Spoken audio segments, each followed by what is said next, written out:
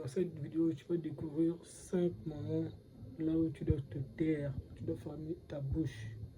C'est parti. Lorsqu'on parle, il faut savoir à quel moment parler, à quel moment parler. Donc là, je te donne les 5 moments là où, les 5 moments là où tu dois absolument te taire.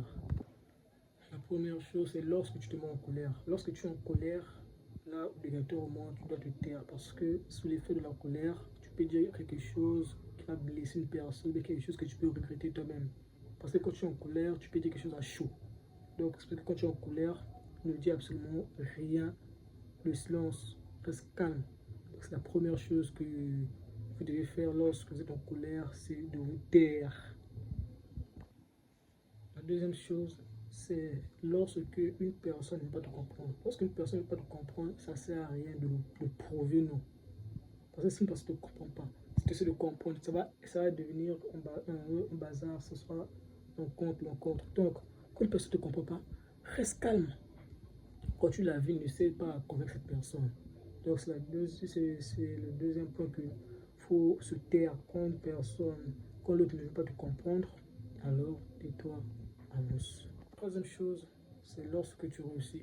Lorsque tu réussis quelque chose, il faut tout se taire. Parce que quand tu vas commencer à parler, il y a d'autres qui seront jaloux, il y a d'autres qui vont t'envier, il y a d'autres qui ne veulent pas te voir réussir. Donc, tu vois, quand tu réussis, tu te tais, tu restes calme, tu avances. Parce que dans ce monde, c'est ça souvent. C'est ça, donc quand tu réussis vraiment, tais-toi, avance. C'est dans ces moments-là où tu dois te taire. C'est dans ces moments-là où, quand on a mis deux oreilles, juste une seule bouche. Une seule bouche, c'est pour dire qu'il y a des moments là où la bouche doit se taire.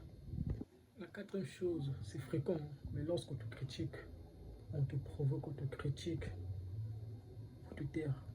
Parce que si on te critique, ça veut dire qu'il y a un potentiel en toi que eux ils n'en ont pas. C'est ça leur insécurité en fait. Quand on te critique, quand on te provoque, on parle de toi mal, tout ça. En fait, il y a quelque chose que toi tu en as que eux n'ont pas. Donc quand ils te critiquent, même devant toi, tu écoutes. Reste calme. Ça sert à rien de. Donc c'est dans ces moments-là que le silence prend le contrôle. Il faut savoir gérer ces genres de moments où, quand on te critique, reste calme. Tu te tais en fait. La dernière chose, c'est lorsque c'est pas ton problème, tu te tais. Du genre. Parce qu'on ne parle pas quand c'est pas ton problème.